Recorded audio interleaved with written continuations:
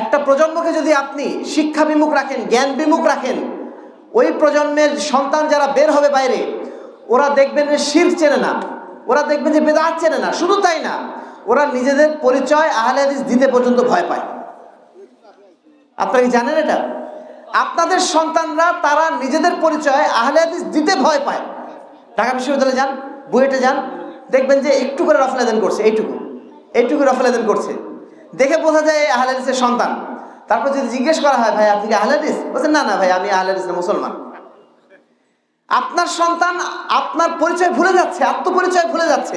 কেন ভুলে যাচ্ছে? কারণ আপনি তাদেরকে সেই শিক্ষায় শিক্ষিত করেন নাই। তারা এখনো বোঝে নাই, জানে নাই যে তারা আহলে হাদিস কেন। তাদেরকে যদি জিজ্ঞাসা করা হয়, একটু যারা সচেতন, যদি জিজ্ঞাসা করা হয় আপনারা আহলে হাদিস কেন, বা আপনারা কি আহলে হাদিস কেন, তখন তারা বলবেন যে আমার বাপদাদা 14 পুরুষ তারা আহলে হাদিস ছিল। আপনাদের পরিচয় কি? আমরা আমিন বলি, রফল আদান করি। এটা কি আহলে হাদিসের পরিচয়? আহলে হাদিসের পরিচয় কি রফল আদান করা আর আমিন বলা? এই প্রশ্নটা কেন আসছে? কারণ আমাদের সমাজে বা আমাদের আহলে হাদিস সমাজগুলোতে বিশেষ করে মাদ্রাসার প্রচণ্ড রকম অভাব। আমাদের সন্তানরা পড়ছে ওই সেকুলারদের স্কুলে, আমাদের সন্তানরা পড়ছে ওই কেজি স্কুলে, নার্সারি স্কুলে। সেই সমস্ত স্কুলগুলোতে অনেক শিক্ষাই শেখানো হয়, কিন্তু ইসলামের বিশুদ্ধ শিক্ষা কি সেখানে শেখানো হয়? তাহলে এরা শিখবে কোথা থেকে? এরা জানবে কোথা থেকে? শুধুমাত্র মসজিদে মানে সপ্তাহে একবার জুমার খুতবা দিয়ে সব তো হয় না, সম্মানিত উপস্থিতি। এই জন্য হাদিস ফাউন্ডেশন শিক্ষা বোর্ড 2019 সাল থেকে কার্যক্রম শুরু করার পর থেকে আমরা প্রত্যেক এলাকায়, প্রত্যেক গ্রামে যে মানুষকে সচেতন করার চেষ্টা করছি যে আপনাদের এলাকায় অন্তত পক্ষে একটা হলেও সহিহ আকীদার প্রতিষ্ঠান হওয়া জরুরি। প্রত্যেক গ্রামে অন্তত একটা প্রতিষ্ঠান হওয়া জরুরি, যেটা অন্তত ক্লাস 5 পর্যন্ত থাকবে, যেখানে আমাদের সন্তানরা সঠিক আকীদা, সঠিক মানহাজ শিখবে। শেখার পরে সে যেখানে যাক না কেন অন্তত নিজের পরিচয়টা সে জানবে। এই বিষয়টা আমরা গ্রামে গ্রামে যেয়ে উদ্বুদ্ধ করার চেষ্টা করছি। আলহামদুলিল্লাহ আমাদের আব্দুর রহমান ভাইরাও কাজ শুরু করেছেন এখানে। এজন্য আমরা তাদের প্রতি আন্তরিকভাবে ধন্যবাদ জানাচ্ছি, কৃতজ্ঞতা জানাচ্ছি।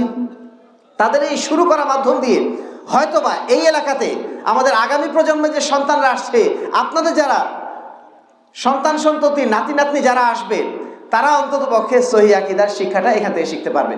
আপনারা কি এই জন্য খুশি নন?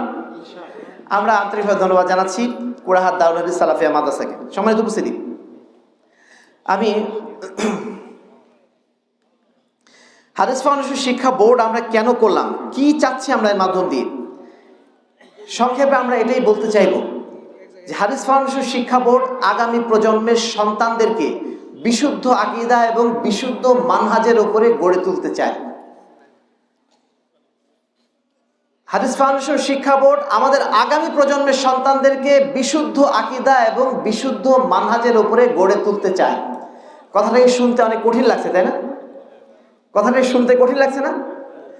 বিশুদ্ধ আকীদা আবার কি জিনিস, বিশুদ্ধ মানহাজ আবার কি জিনিস, এত কিছু কি দরকার? সালাত পড়লেই তো হলো। যদি কেউ 5 ওয়াক্ত সালাত পড়ে মানে ব্যাস আলহামদুলিল্লাহ, সে তো বিশাল কিছু, বিশাল জবরদস্ত কিছু একটা হয়ে গেছে। এই হচ্ছে আমাদের ধারণা। সম্মানিত উপস্থিতি, শুধুমাত্র দাড়ি থাকলেই হবে না, শুধুমাত্র 5 ওয়াক্ত সালাত আদায় করলেই হবে না। একটা মানুষের মূল পরিচয় হলো তার বিশ্বাস, এবং সেই বিশ্বাসটা প্রকাশ পায় তার কাজের মাধ্যম দিয়ে। বিশ্বাস এবং কাজটা যদি সংশোধন না হয়, তাহলে বাইরের হাজারো মানুষের সাথে আমরা একই সাথে মিলে যাব। হিন্দু, খ্রিস্টান, মানে আপনার অন্যান্য ধর্মে যারা আছে, তাদের সাথে আমাদের চেহারার কোনো পার্থক্য আছে? তাদের চেহারা আমাদের চেহারা একই রকম। আমরা হাত দিয়ে খাই, তারাও হাত দিয়ে খায়। আমরা হাত দিয়ে পানি খাই, তারাও হাত দিয়ে পানি খায়। আমাদের মতোই মানুষ, কিন্তু আমাদের সাথে তাদের পার্থক্যের জায়গাটা কোথায় বলেন? পার্থক্যের জায়গাটা হচ্ছে বিশ্বাস। তাদের একরকম বিশ্বাস, আমার আর একরকম বিশ্বাস। আমার বিশ্বাস, আমি এক আল্লাহ রাব্বুল আলামিনকে বিশ্বাস করি এবং তার পাঠানো রাসূলের রিসালাত, অর্থাৎ তার পাঠানো রাসূলের পাঠানো ওহী অর্থাৎ কোরআন এবং হাদিসকে আমরা মেনে চলি। এটাই তো আমাদের বিশ্বাস, তাই না? এই বিশ্বাসের কারণে আমরা মুসলমান। আর তাদের বিশ্বাস কি? তারা মনে করে যে ভগবান তাদের সৃষ্টি করেছে, তাদের খাওয়ায়, ভগবানের পূজা করলে মানে স্বর্গ বা নরকে, মানে স্বর্গে যাওয়া যাবে অথবা নরক থেকে বাঁচা যাবে। এই তো তাদের বিশ্বাস। আর এই জন্যই তো তারা মন্দিরে যায়, এই জন্যই তারা মূর্তির কাছে যায়। তাহলে পার্থক্যের জায়গা কোনটা? আমাদের বিশ্বাস। বিশ্বাসের কারণেই একজন মানুষ মানে তার কর্মের পরিবর্তন হয় তার বিশ্বাসের কারণে। এবার আসি আমরা, আপনাদের এখানে যারা আছেন তারা কি কেউ মাজারে যান? কেউ মাজারে যান না? আপনারা কি জানেন বাংলাদেশে কতগুলো মাজার আছে? প্রায় 3 লক্ষ মাজার আছে বাংলাদেশে। 3 লক্ষ মাজার আছে। আর আপনাদের বগুড়াতেও অনেকগুলো মাজার আছে, অনেক মাজার আছে। তো আপনারা যারা এখানে আছেন তারা মাজারে কেন যান না? কারণ আপনার বিশ্বাস মাজারে যদি কেউ যায় সে শিরক করবে, আর শিরক করলে কি হয়? শিরিক যে করবে সে চিরস্থায়ী জাহান্নামী, তাই না?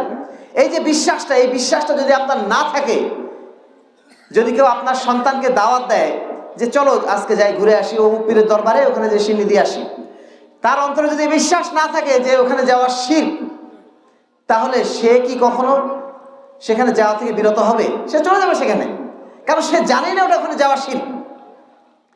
তাহলে মানুষের কার্যক্রমে পরিবর্তন হয় তার বিশ্বাসের কারণে। আমরা মূলত এই বিশ্বাসটা পরিবর্তন করতে চাই। আমরা স্পষ্ট ভাষায় যে বিষয়টা বলেছি যে আমাদেরকে অবশ্যই আমাদের বিশ্বাসে তাওহীদ নিয়ে আসতে হবে এবং বিশ্বাসের মধ্যে কোনো প্রকার শিরক যুক্ত করা যাবে না। শুধুমাত্র আল্লাহকে বিশ্বাস করলেই বিশ্বাস হয়ে গেল না। আল্লাহকে বিশ্বাস করার সাথে সাথে আপনাকে এই বিশ্বাস রাখতে হবে যে আল্লাহর সাথে অন্য কাউকে শরীক করা যাবে না। এই বিশ্বাস যদি আপনার থাকে তাহলে আপনি পরিপূর্ণ অর্থে তাওহীদ বুঝেছেন। তাওহীদ মানে আমাদের ভাইরা মনে করেন যে আল্লাহকে আমি তো মানি, আল্লাহকে আমি মানি, আল্লাহকে আপনি মানেন। আল্লাহকে মানার পরে আপনি যখন মাজারে যাচ্ছেন, মাজারে যে মাজারে শুয়ে থাকা লোকটাকে সিজদা করছেন, তাহলে আপনার মানাটা কেমন মানা হচ্ছে? ওই রকম মানা হচ্ছে যেমনভাবে একজন ব্যক্তি সালাত আদায় করার জন্য অজু করেছে, অজু করার পরে মসজিদে যাওয়ার আগেই তার বায়ু নিঃসরণ হয়ে গেছে। এখন ওই ব্যক্তির সালাত কি হবে? ওই ব্যক্তির সালাত হবে? বাইরে থেকে কিন্তু আপনি কিছুই বুঝতে পারছেন না, শুধুমাত্র তিনিই জানেন তার মধ্যে কি আছে, কিন্তু তার সালাতটা কিন্তু হচ্ছে না। ঠিক এমনই ভাবে একজন ব্যক্তি আল্লাহকে স্বীকার করে নিয়েছে, স্বীকার করে নেওয়ার পরে সে মাজারে যেয়ে 1টা টাকা দান করেছে, সারা জীবনে ধরে নেন 1টা টাকাই দান করেছে, তারপর সে আর তওবা করে নাই, তার সেই ঈমান কি আর টিকে থাকবে? ওলামায়ে কেরামের জন্য ব্যাখ্যা দেন এভাবে যে তাওহীদের মধ্যে শিরক এরকমই, যেমনভাবে অজুর মধ্যে বায়ু নিঃসরণ, অজু করার পরে বায়ু নিঃসরণ করে যেমন অজু থাকে না, ঈমান আনার পরে যদি কেউ শিরক করে তাহলে তার আর ঈমান থাকে না। এই জিনিসটা আপনাদেরকে স্পষ্টভাবে বুঝতে হবে। যদি আপনারা বুঝতে পারেন তাহলে আপনারা বুঝতে পারবেন যে আপনাদের সন্তানদেরকে কেন সহিহ আকীদার প্রতিষ্ঠানে দেওয়াটা উচিত। কারণ এই সহিহ আকীদার প্রতিষ্ঠানে সর্বপ্রথম যেটা শেখানো হয় ফাআলাম আন্নাহু লা ইলাহা ইল্লাল্লাহ, তুমি আগে জেনে নাও যে আল্লাহ ছাড়া কোনো ইলাহ নেই, আল্লাহ ছাড়া কারো দাসত্ব করা যায় না। ইয়াকা না'বুদু ওয়া ইয়াকা নাস্তাঈন, আমরা একমাত্র দাসত্ব করি, একমাত্র পূজা করি, একমাত্র মাথা নত করি কার কাছে? শুধু আল্লাহর কাছে। ওয়া ইয়াকা নাস্তাঈন, এবং যাবতীয় সাহায্য, যাবতীয় চাওয়া পাওয়া কার কাছে পেশ করি? আল্লাহর কাছে। কেন পেশ করি? কারণ আমরা আল্লাহর সাথে অন্য কাউকে শরীক করি না। কিন্তু যারা মাজারে যায়, মাজারে যে সমস্ত লোকগুলো যায়, ওদেরকে যদি আপনি জিজ্ঞেস করেন, আচ্ছা তুমি যে মাজারে যাচ্ছ, তুমি যে শিরক করছো, তুমি তো আল্লাহ বাদ দিয়ে অন্য কারোর কাছে চাচ্ছ, এই চাওয়াটা কি তোমার জন্য অন্যায় হচ্ছে না? তুমি কেন আল্লাহর কাছে চাও না? তখন তারা কি বলে? তারা যেটা বলে ঠিক একই কথা বলেছিল মক্কার কুরাইশরা। তারা বলেছিল তারা বলে মা না'বুদুহুম ইল্লা লিয়ুকাররিবুনা ইলাল্লাহি যুলফা, আরে আমরা ওদের তো ইবাদত করি না, ওদের তো আমরা পূজা করি না, কবরে যারা শুয়ে আছে ওদের পূজা করি না, আমরা তাদের কাছে কেন যাই? কারণ তারা ভালো মানুষ ছিলেন, আমরাও খারাপ মানুষ, আমরা অনেক পাপ করেছি, তারা ভালো মানুষ, তাদের কাছে যেয়ে যদি আমরা চাই বলি তাহলে তারা আমাদের পক্ষে আল্লাহর কাছে যে সুপারিশ করবে। কিভাবে? যেমনভাবে একজন আদালতে সরাসরি গেলে জজের সাথে কথা বলা যায় না, একজন উকিল ধরা লাগে। তো মাজারে যিনি শুয়ে আছেন উনি হচ্ছেন আমাদের পক্ষ থেকে আল্লাহর কাছে উকিল, তিনি আমাদের যাবতীয় চাওয়া পাওয়া আল্লাহর কাছে পৌঁছে দেবে, এই জন্য আমরা তাদের কাছে যাই। এই কথাই বলে না তারা? ঠিক সেম কথাটাই কিন্তু কোরআনে বলা হচ্ছে। আল্লাহ রাসূল সাল্লাল্লাহু আলাইহি ওয়াসাল্লাম যখন মক্কায় যে কাফেরদেরকে বলছেন, এই তোমরা এই মূর্তির কেন পূজা করছো, মূর্তির তো কিছু দেওয়ার ক্ষমতা নেই, তখন তারা বলছে যে মা না'বুদুহুম ইল্লা লিয়ুকাররিবুনা ইলাল্লাহি যুলফা, আরে আমরা ওখানে এই জন্যই যাই যে মূর্তিগুলো আমাদের চাওয়া পাওয়াগুলো আল্লাহর কাছে পৌঁছে দেবে। সম্মানিত উপস্থিতি, ঠিক একই কথা আজকে বাংলাদেশে 3 লক্ষ মাজারের যারা পূজারী আছেন তারা ঠিক একই কথা বলেন। তাহলে ইনাদের সাথে আর মক্কার কুরাইশদের সাথে কোনো পার্থক্য আছে? একই জিনিস, একই কথা বলেন, একই কাজ করেন। সম্মানিত উপস্থিতি, যারা মাজারে শুয়ে আছেন, যে সমস্ত লোকগুলো মারা গেছে, ওদের কি কোনো মানুষের উপকার করার ক্ষমতা আছে? কোনো ক্ষতি করার ক্ষমতা আছে? তারা নিজে জান্নাতে যাবে কিনা সেটা তারা জানে? স্বয়ং আল্লাহ রসুল বলছেন যে আমি নিজেও আল্লাহর রহমত ছাড়া জান্নাতে প্রবেশ করতে পারবো না। আর যে কবরের যে লোকগুলো শুয়ে আছে, আপনি মনে করছেন ও নিশ্চিত জান্নাতি। কোনো ব্যক্তি যতক্ষণ পর্যন্ত হিসাব না হচ্ছে ততক্ষণ পর্যন্ত সে বলতে পারবে সে জান্নাতি? তাহলে আপনি যে যার কাছে যাচ্ছেন সে নিজেই জানে না সে জান্নাতে যাবে কিনা, সে নিজেই জানে না সে আল্লাহর প্রিয় পাত্র কিনা, আর তার কাছে আপনি চাচ্ছেন এবং ভাবছেন সে বোধহয় আমার সব চাহিদা ওনার কাছে পৌঁছে দেবে। সম্মানিত উপস্থিতি, আল্লাহর কাছে যা আপনার চাওয়া, যা পাওয়া, আপনি সরাসরি তার কাছে চাইবেন। উদউনি আস্তাজিব লাকুম, তোমরা আমার কাছে চাও, আমার দাসত্ব করো, আমার কাছে চাও, আমি তোমাদেরকে সব কিছু দেব। আয়েশা রাদিয়াল্লাহু তাআলা আনহা বলছেন, আল্লাহ রসুল বলেছেন যে কোনো ব্যক্তির যদি একটা জুতার ফিতা পর্যন্ত হারিয়ে যায় তবুও সে চাইবে কার কাছে? আল্লাহর কাছে চাইবে। একজন বান্দা, আপনি বান্দা মানে আল্লাহর বান্দা মানে কি? আপনি সবচেয়ে সম্মানিত জায়গা আছেন। আপনি যখন আল্লাহর দাসত্ব স্বীকার করে নিয়েছেন, আপনি চাইবেন আপনার সমস্ত চাওয়া পাওয়া সব আল্লাহর কাছে। কেন আপনি মানুষের কাছে চাইবেন? যে মানুষের নিজের কিছু করার ক্ষমতা নাই তার কাছে যে আপনি মাথা নত করছেন, আপনার তো লজ্জা লাগা উচিত। সম্মানিত উপস্থিতি, এই আকীদার মধ্যে তাওহীদ না থাকার কারণে, আকীদার মধ্যে শিরক থাকার কারণে আজকে বাংলাদেশে অধিকাংশ মানুষ ঈমান আনার পরেও মুশরিক। আল্লাহ রাব্বুল আলামিন বলছেন ওয়া মা ইউমিনু আকসারহুম বিল্লাহ ইল্লা হুম মুশরিকুন, নিশ্চয়ই যারা ঈমান এনেছে ঈমান আনার পরেও তাদের অধিকাংশ মুশরিক হয়ে গেছে। কেন আল্লাহ রাব্বুল আলামিন এটা বললেন? এই জন্যই বললেন যে ঈমান আনছে তো বহু মানুষ, সবার মাথায় মাশাআল্লাহ টুপি, সবাই মাশাআল্লাহ মসজিদে যাচ্ছে, কিন্তু কয়জন বিশুদ্ধ ঈমান নিয়ে আমরা থাকতে পারছি? সম্মানিত উপস্থিতি, আমাদের মধ্যে অনেক সাংস্কৃতিক শিরক ঢুকে গেছে। এগুলো তো বিশ্বাসগত শিরক, কিছু সাংস্কৃতিক শিরক ঢুকে গেছে, কিছু রেওয়াজি শিরক ঢুকে গেছে, যেগুলো আমরা না বুঝেই করি। বিশেষ করে আমাদের নারী সমাজ তারা না বুঝেই করে। এখন তো রাজনৈতিক পরিবেশ একটু অন্যরকম, আপনাদের সামনে এই কথা বললে আপনারা নিশ্চয়ই নারাজ হবেন না। এই জন্যই বলছি, প্রত্যেক স্কুল কলেজে গত সরকার একটা নির্দেশ দিয়েছিল যে প্রত্যেক স্কুল কলেজে শহীদ মিনার থাকা লাগবে, বলেছিল না? শহীদ মিনার করার পরে সেখানে যে কি করা হয় বলেন তো? না না, শহীদ মিনারের সামনে যে আপনারা কি করেন? ধরেন 21শে ফেব্রুয়ারিতে যান বা অন্য কোনো সময় যান, সেখানে আপনারা ফুল দেন, তাই না? সেখানে আপনারা ফুল দেন অথবা আপনারা মাথা নত করে দাঁড়িয়ে থাকেন। এই যে কাজটা আপনারা করছেন, আপনি একটু বিবেক দিয়ে চিন্তা করেন। আপনি একজন বিবেকবান মানুষ, একজন সচেতন মানুষ। আপনি যেই জিনিসটাকে রড দিয়ে এবং ইট দিয়ে সিমেন্ট দিয়ে বানালেন, নিজে বানালেন, নিজের হাত দিয়ে বানালেন, ওর মধ্যে কোনো প্রাণ আছে? আপনি যে ফুল দিচ্ছেন সেটা কি ও বুঝে? আপনি মনে করছেন যে না আমি শহীদদের উদ্দেশ্যে দিচ্ছি। আচ্ছা, কোনো শহীদ কি ওখানে আছেন? আচ্ছা, শহীদ যদি থাকেনও, তিনি তো মারা গেছেন, তিনি কি বুঝতে পারেন আপনি ফুল দিলেন? আপনার কি বিশ্বাস আপনি ফুল দিলে কি উনি কিছু বুঝতে পারবে? একজন মুসলমান হয়ে আপনার মাথায় এটা কেন কাজ করলো না যে আমি কি করছি? এটা আমি যে ফুল দিচ্ছি, আমি যে একটা লোহার সামনে দাঁড়িয়ে মাথা নত করছি, এই কাজটা কি করছি আমি? এটা হচ্ছে একটা সাংস্কৃতিক শিরক, যেটা আমরা রেওয়াজ বশত করি, সবাই করে তাই করি, কোনোদিন চিন্তা করে দেখিনি আমরা কেন মাথা নত করছি। সম্মানিত উপস্থিতি, আমাদের একজন ভাই, গত কয়েকদিন আগে আমি গিয়েছিলাম সিরাজগঞ্জে, তার বাসায় খাওয়া দাওয়া করলাম। তিনি বললেন যে আমি 2003 সালে হজে গিয়েছিলাম। হজে যাওয়ার পরে আমি আল্লাহর কাছে তওবা করেছি এবং বলেছি, হে আল্লাহ, আপনি আপনাকে ছাড়া, আপনার বিধান ছাড়া আর কারো বিধানের কাছে কখনো আর মাথা নত করবো না। আমি আপনার বিধান অনুযায়ী সারাটা জীবন চালাবো। তারপরে তিনি হজ থেকে ফিরে এসে তার পুরনো দলের কর্মসূচি অনুযায়ী তিনি গিয়েছেন শহীদ মিনারে।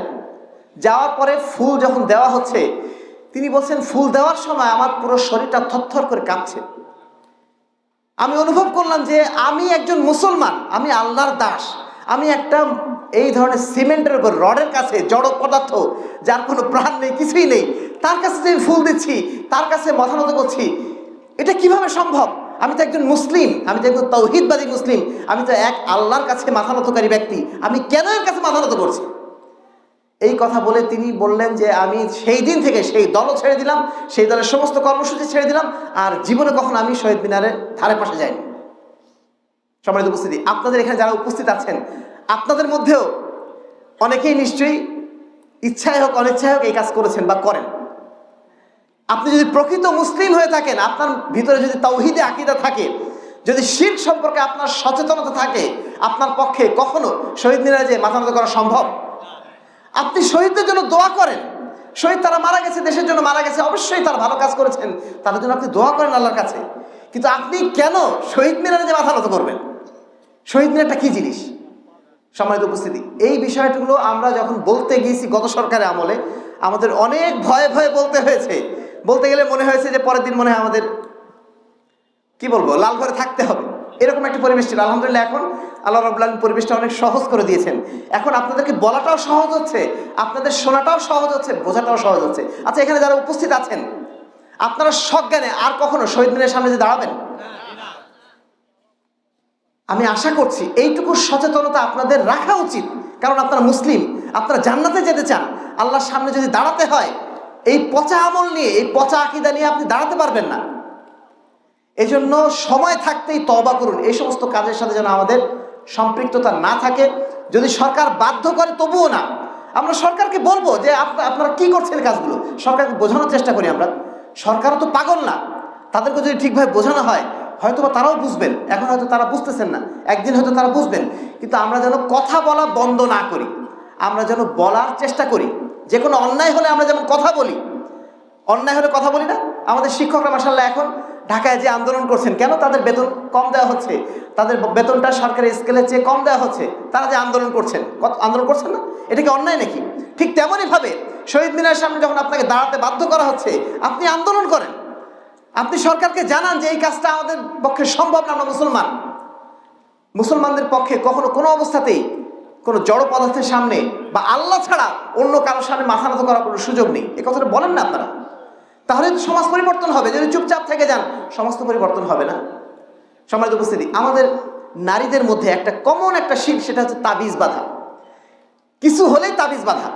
আচ্ছা, তাবিজের কি ক্ষমতা আছে যে আপনাকে উপকার করবে, ক্ষতি করবে?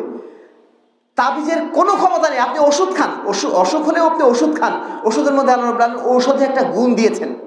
লিকুল্লি দাইন দাওয়া, আল্লাহ রাসূল বলছেন প্রত্যেকটা অসুখের ঔষধ আছে, এবং আল্লাহ রাব্বুল আলামিন সেটা তার মধ্যে সেই শক্তিটা দিয়েছেন।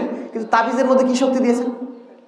কেন আপনি তাবিজ বাঁধছেন হাতে? মান আল্লাকা তামিমাতান ফাকাদ আশরাকা, আল্লাহ রাসূল বলছেন যে ব্যক্তি তাবিজ বাঁধলো সে যেন শিরক করলো। আপনি জেনে শুনে এই ধরনের একটা অপকর্ম কেন করবেন? আপনি বলেন যে তাবিজ বাঁধলে অনেক সময় কাজ হয়, কাজ তো হবে। কেন কাজ হবে? কারণ ওইখানে যে শয়তান বসে থাকে, শয়তান তো চায় আপনাকে শিরক করাবে। এই কারণে মাঝে মধ্যে আপনার মনে হবে যে কাজ হচ্ছে, অথবা এমনও হতে পারে ঝড়ে বক মরে ফকিরে কেরামতি বাড়ে, এমনি এমনি সেরে গেছে হয়তোবা, আর আপনি ভাবছেন হয়তোবা তাবিজের কারণে সারছে। সম্মানিত উপস্থিতি, আমাদের নারীদের মধ্যে আরেকটা কমন অভ্যাস, যখন ছোট বাচ্চা হয়, বাচ্চা হওয়ার পরে আমাদের দাদি নানিরা আমাদের বাচ্চাদের কপালে কালো একটা টিপ লাগায় দেয়, তাই না? এটা একটা কমন প্র্যাকটিস প্রায় সব জায়গাতে, এবং আহলেদের সমাজগুলোতে এগুলো আছে। আচ্ছা, কালো টিপটা কেন লাগায়? কালো টিপ লাগালে কি দেখতে সুন্দর লাগে? নজর না পড়ে জন্য, তাই না? আচ্ছা, নজর থেকে বাঁচানোর জন্য আপনি কালো টিপ লাগালেন। আপনার কি বিশ্বাস এটাই যে আপনার কালো টিপ আপনার বাচ্চাকে বদনজর থেকে বাঁচাবে? বদনজর থেকে বাঁচানোর মালিক কে? তাহলে আপনি কালো টিপ যখন লাগাচ্ছেন, আপনার বিশ্বাসটা কোন জায়গায় যাচ্ছে? আল্লাহর উপর তো আছেই, সাথে একটু হলেও কালের উপরে যাচ্ছে না, কালো টিপের উপরে। এই যে বিশ্বাসটা অন্য জায়গায় চলে গেল, এটার নামই তো শিরক। আপনি তো এটাই বুঝলেন না। সম্মানিত উপস্থিতি, আমাদের নারীদের প্রতি আমরা বিশেষভাবে অনুরোধ করবো, আপনারা প্রত্যেকটা কাজ একটু ভেবে চিন্তা করুন কি জন্য করছেন আপনি। আরেকটা কথা আমরা মাঝে মধ্যে শুনি গ্রাম বাংলায় গেলে, যে যখন সূর্যগ্রহণ হয় বা চন্দ্রগ্রহণ হয়, তখন নারীরা যেন বাইরে না বের হয়, তারা যেন ঘরের মধ্যে থাকে, এরকম বলা হয় না? তারা বাইরে বের হলে সন্তান নাকি নষ্ট হয়ে যাবে বা সন্তানের কোনো ক্ষতি হবে। সূর্যগ্রহণ চন্দ্রগ্রহণের কোনো ক্ষমতা আছে যে আপনার উপকার বা অপকার করবে? কোনো ক্ষমতা নেই। আপনি এই কথা যখন বিশ্বাস করছেন, আপনার বিশ্বাস আল্লাহর উপরেও তো আছে, সেই সাথে একটু হলেও বিশ্বাস চলে যাচ্ছে কোথায়? ওই চাঁদ সূর্যের উপরেও। সম্মানিত উপস্থিতি, এইটার নামই শিরক। কোনো অবস্থাতেই কোনো শিরকের সাথে একজন আহলে হাদিস, একজন মুসলমান কখনো শিরকের সাথে আপোষ করতে পারে না। ফামান কানা ইয়ারজু লিকা রাব্বিহি ফালিয়ামাল আমালান সালিহা ওয়া লা ইউশরিক বিইবাদাতি রাব্বিহি আহাদা। যে ব্যক্তি আল্লাহর সাথে সাক্ষাৎ করতে চায়, আমরা সবাই আল্লাহর সাথে সাক্ষাৎ করতে চাই না? আমরা মৃত্যুর পরে আল্লাহর দিদার পেতে চাই। আল্লাহর দিদার পাওয়া মানে কি? এটা আমাদের জন্য সবচেয়ে সৌভাগ্যের বিষয়। কিয়ামতের দিন আল্লাহ রাব্বুল আলামিন বান্দাকে সমস্ত নেয়ামত দিলেন, দেওয়ার পরে বান্দাকে জিজ্ঞেস করবেন, হে বান্দা, তোমাকে তো সব নেয়ামত দিয়ে দিলাম, এখন তুমি কি চাচ্ছ? তখন বান্দা বলবে, হে আল্লাহ, আমার আর কিছু চাওয়ার নেই, যা যা চাওয়া ছিল সবই তো দিয়ে দিলে, আর কি চাইব? তখন আল্লাহ রাব্বুল আলামিন তার আকার নিয়ে তিনি বাইরে চলে আসবেন। এমনভাবে আসবেন যেইভাবে আমরা মুক্ত আসমানে পূর্ণিমার চাঁদ দেখি, ওইভাবে আল্লাহ রাব্বুল আলামিনকে সেই দিন আমরা দেখতে পাবো। সেই দিন আল্লাহ রাব্বুল আলামিনকে দেখার পরে মুমিনরা তার দিকে চেয়েই থাকবে, উজুহি ইয়াউমাইদিন নাযিরা ইলা রাব্বিহা নাযিরা। আল্লাহ রাব্বুল আলামিনের দিকে তারা তাকিয়ে থাকবে, অন্য সমস্ত নিয়ামতের কথা তারা ভুলে যাবে। সেই মহা নিয়ামতের সেই সৌভাগ্য আমরা পাবো। কিন্তু এই সৌভাগ্য পাবো কখন? আল্লাহ রাব্বুল আলামিন শর্ত দিয়ে দিচ্ছেন, ফামান কানা ইয়ারজু লিকা রাব্বিহি ফালিয়ামাল আমালান সালিহা, তাকে সৎ আমল করতে হবে। ওয়ালা ইউশরিক বিইবাদাতি রাব্বি আহাদা, এবং আল্লাহর ইবাদতে অন্য কাউকে শরীক করা যাবে না। সম্মানিত উপস্থিতি, তাহলে মনে রাখতে হবে, শিরক করা আমাদের জীবনের সবচেয়ে বড় অপরাধ, এবং এই শিরক আমাদের সবার জীবনে কম বেশি বিভিন্নভাবে ঢুকে যায়। এমনকি আল্লাহ রাসূল বলছেন যে শিরক এমন একটা সূক্ষ্ম জিনিস, কান্নাহু কাদাবিবিন নামাল, অর্থাৎ এক অন্ধকার রাতে যদি একটা কালো পিঁপড়া হেঁটে যায়, ওই কালো পিঁপড়া কি চেনা যায়? ঠিক তেমনই ভাবে শিরক এমন একটা গোপন পথ দিয়ে আপনার মধ্যে ঢুকে যায়, আপনি না বুঝেই করে ফেলছেন যে আপনার মধ্যে ঢুকে যেয়ে সে আপনার ঈমানটাকে ধ্বংস করে দেয়। এই জন্য আল্লাহ রাসূল সবসময় দোয়া করতেন, হে আল্লাহ রাব্বুল আলামিন, আপনি আমাকে এমন শিরক থেকে বাঁচান যেই শিরক সম্পর্কে আমি জানি, আর এমন শিরক থেকে বাঁচান যেই শিরক সম্পর্কে আমি জানি না, না জানি করে ফেলেছি। এই জন্য আল্লাহর কাছে সবসময় পানা চাইতে হবে কি থেকে? শিরক থেকে পানা চাইতে হবে। আপনি অনেক কিছু থেকে আল্লাহর কাছে পানাহ চান, কিন্তু শিরক থেকে কি পানা চাইছেন? সর্বদা শিরক থেকে পানা চাইবেন, কারণ শিরক হচ্ছে এমন একটা পাপ, যেই পাপের কারণে আপনার সমস্ত আমল, সমস্ত ভালো আমল সব বাদ হয়ে যাবে, আল্লাহর কাছে কিছুই টিকবে না। আল্লাহ রাব্বুল আলামিন বলছেন, লা ইন আশরাকতা লা ইয়াহবাতান্না আমালু, যদি তুমি শিরক করো হে মুহাম্মদ, তার রাসূলকে স্বয়ং বলছেন, হে মুহাম্মদ, আপনিও যদি শিরক করেন তাহলে আপনার সমস্ত ভালো আমল সব বাতিল হয়ে যাবে। তো হাদিস বানানোর শিক্ষাবোর্ডের প্রথম যেটা কাজ, আমাদের সন্তানদের অন্তরে শিরকে যেন কোনো প্রবেশ না ঘটে সেই চেষ্টা রাখা। আমরা আমাদের বাচ্চাদের শিখিয়ে দিই যে আর রহমান আলাল আরশি ইস্তাওয়া, আমাদের প্রভু আছেন কোথায়? 7 আসমানের উপরে, আরশের উপরে আছেন। আপনি কি জানেন এটা? আচ্ছা, আল্লাহ কোথায় আছেন বলেন তো? আরশে আজিমে আছেন, নাকি সর্বত্র বিরাজমান, নাকি তিনি নিরাকার? তার কি আকার আছে না নাই? মাশাআল্লাহ। এই যে আহলে হাদিস সমাজে এই কথাগুলো আমরা শুনতে পাবো। আহলে হাদিস সমাজ বাদ দিয়ে অন্য কোথাও যায়, বলবে যে আল্লাহ সর্বত্র বিরাজমান, সব কিছুর মধ্যে আল্লাহ আছে, আর তিনি হচ্ছেন নিরাকার। এই সমস্ত কথা, আজে বাজে কথা বলে।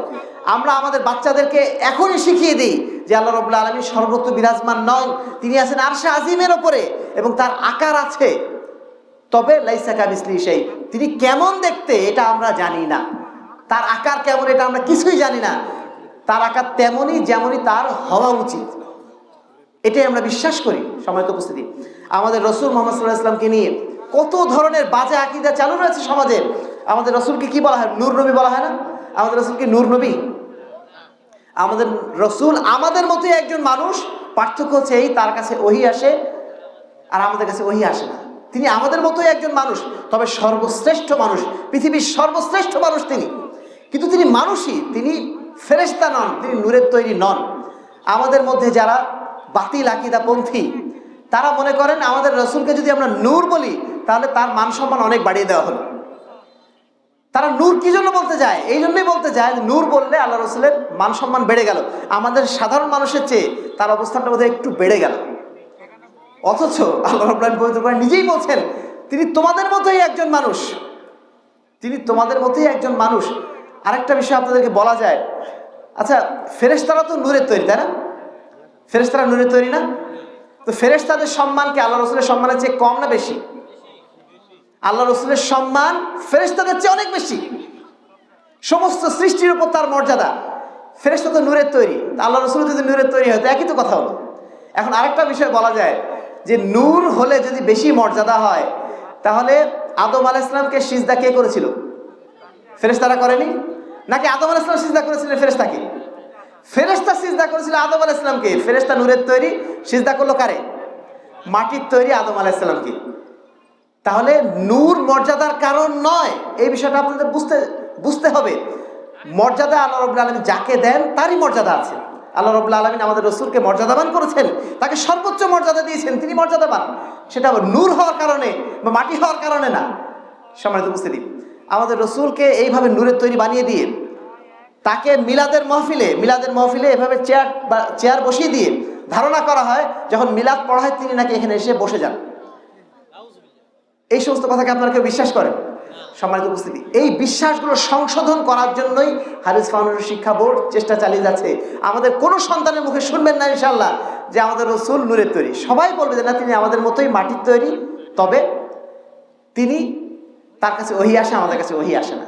সম্মানিত উপস্থিতি, এইভাবে আমরা আকীদা সংশোধন করার জন্য সর্বোচ্চ চেষ্টা করে যাচ্ছি। 2 নম্বর বিষয়, আমরা যে বিষয়টা শেখানোর চেষ্টা করি যে সবার আগে পবিত্র কোরআন এবং সহিহ হাদিস। ইবাদতের ক্ষেত্রে, মুআমালাতের ক্ষেত্রে, মুআশারাতের ক্ষেত্রে হুজুর আগে নাকি হাদিস আগে? আমরা আমাদের সন্তানদের শেখাই সবার আগে শিখতে হবে কোরআন এবং সহিহ হাদিস, তারপরে আপনি হুজুরের কাছে যান। হুজুর অবশ্যই আপনাকে ব্যাখ্যা করে শোনাবেন, কিন্তু হুজুরের কথা নিঃসন্দেহে হাদিসের উপরে যেতে পারে না। এই সহজ কথাটা আমাদের ওলামায়ে কেরামকে আমরা বোঝাতে পারি না। সারা বাংলাদেশে কত বড় বড় মাদ্রাসা আছে, বিশাল বিশাল মাদ্রাসা। সে সমস্ত মাদ্রাসাগুলোতে আমাদের হুজুরা যেগুলো শেখান যে আমাদের মাযহাবে যেটা আছে ওটাই সঠিক। কোরআন হাদিসে অনেক কিছু থাকতে পারে, কিন্তু আমাদের মাযহাবের ইমামরা সব কিছু গবেষণা করে তারা যেটা আবিষ্কার করেছেন, যে মাসলা দিয়েছেন, এটাই গ্রহণযোগ্য, বাকিগুলো আর গ্রহণযোগ্য নয়। সম্মানিত উপস্থিতি, এই কথাগুলো সঠিক নয়। আমরা যেটা আমাদের সন্তানদেরকে শেখাতে চেয়েছি, যে কথাটা আল্লাহ রাব্বুল পবিত্র কোরআনে বলেছেন, ওমা আতাকুমুর রাসূল ফাখুদুহু ওমা নাহাকুম আনহু ফান্তাহু, সূরা হাশরের 7 নম্বর আয়াত।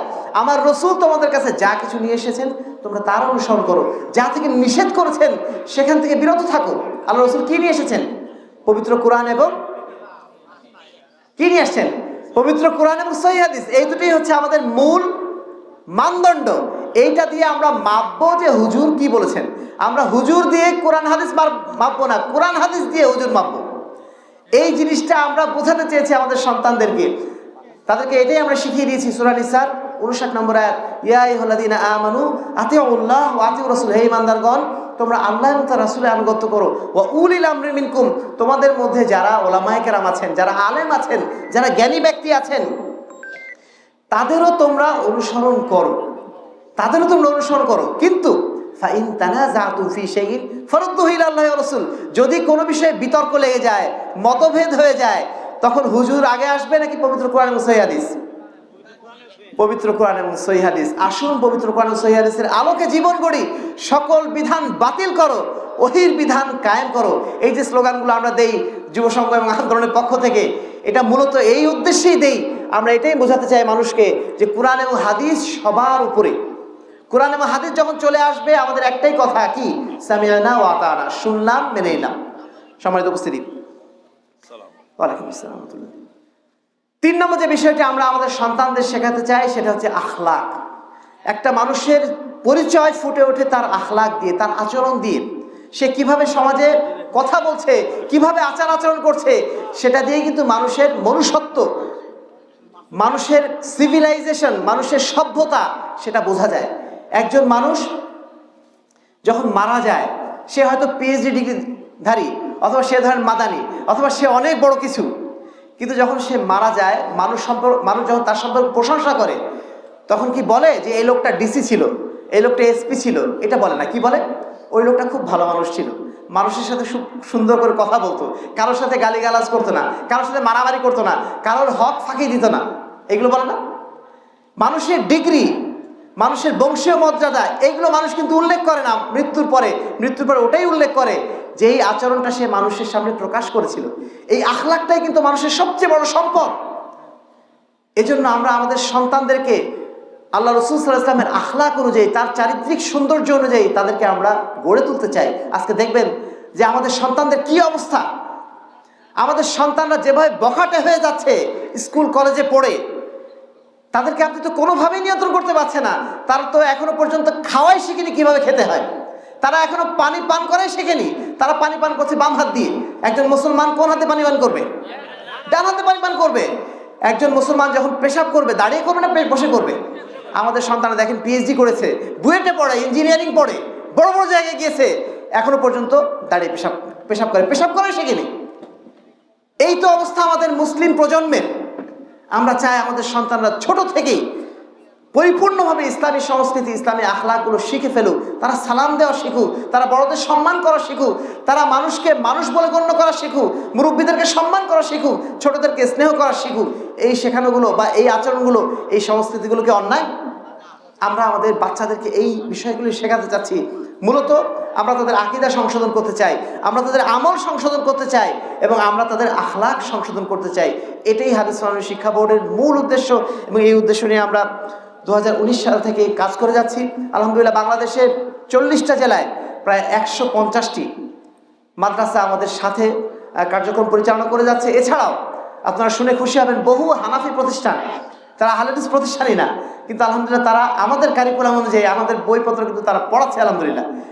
মানে তাদের অজান্তেই তাদের আলহামদুলিল্লাহ আকীদাগুলো শুদ্ধ হয়ে যাচ্ছে। এটা আমাদের জন্য সবচেয়ে আনন্দের বিষয়, সবচেয়ে সুখের বিষয়। তো আমি কথা বলতে চাচ্ছি না, আমাদের শেখ চলে এসছেন। আমি আপনাদের সবার প্রতি আন্তরিকভাবে ধন্যবাদ জানাচ্ছি আজকের এই অনুষ্ঠানে উপস্থিত হওয়ার জন্য, আমাদের কথাগুলো শোনার জন্য।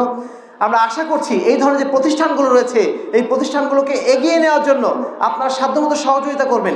এগুলো কিন্তু সরকারি প্রতিষ্ঠান না, বেসরকারি প্রতিষ্ঠান। আপনাদের টাকা দিয়েই আপনাদের প্রতিষ্ঠানগুলো চলবে। এই জন্য সাধ্যমতো এই সমস্ত প্রতিষ্ঠানকে আপনারা সহযোগিতা করবেন। এইখানে যদি আপনি সহযোগিতা করেন, মনে রাখবেন সাদকায়ে জারিয়ার আরও যত ক্ষেত্র আছে, সবচেয়ে বড় ক্ষেত্র হচ্ছে একটা প্রতিষ্ঠান। কারণ এই প্রতিষ্ঠানে একই সাথে 3টা জিনিস পাওয়া যায়। আল্লাহ রাসূল বলছেন, ইদা মাতাল ইনসান ইনকাতা আনহু ইল্লা মিন সালাসা। যখন মানুষ মারা যায়, মারা যাওয়ার পরে 3টা জিনিস আমল ব্যতীত সমস্ত আমল বন্ধ হয়ে যায়। 1 নম্বর আমল সাদাকায়ে জারিয়া। আপনি যখন একটা শিক্ষা প্রতিষ্ঠান গড়ে তুলছেন, শিক্ষা প্রতিষ্ঠান গড়ে তোলার সহযোগিতা করছেন, ওই শিক্ষা প্রতিষ্ঠান আপনার জন্য একটা সাদকায়ে জারিয়া। তারপরে আও ওয়ালাদিন সালিহিন ইয়াদউ লাহু, এমন সন্তান যেই সন্তান আপনার জন্য দোয়া করে। মাদ্রাসায় যারা পড়াশোনা করবে, মাদ্রাসায় যারা শিক্ষা অর্জন করবে, জ্ঞান অর্জন করবে, তারা মাদ্রাসা যারা প্রতিষ্ঠাতা, মাদ্রাসা যারা সহযোগিতাকারী, তাদের সবসময় তারা দোয়া করে না? এই দোয়াটা আপনি এমনিতেই পেয়ে যাচ্ছেন। আও ইলমিন ইউনতাফাউ বিহি, অথবা এমন ইলম রেখে যায় যেখান থেকে মানুষ উপকৃত হয়। আপনি যে ইলমের কেন্দ্র বা জ্ঞানের কেন্দ্র, শিক্ষা কেন্দ্র আপনি গড়ে তুলছেন, এখান থেকে যত মানুষ শিক্ষিত হবে, যত মানুষ সহিহ আকীদার দীক্ষা পাবে, যতদিন সে সেই সঠিক শিক্ষা অনুযায়ী নিজের জীবন পরিচালনা করবে, আর তার সওয়াবের একটা অংশ আপনার আমলনামায় যুক্ত হতে থাকবে।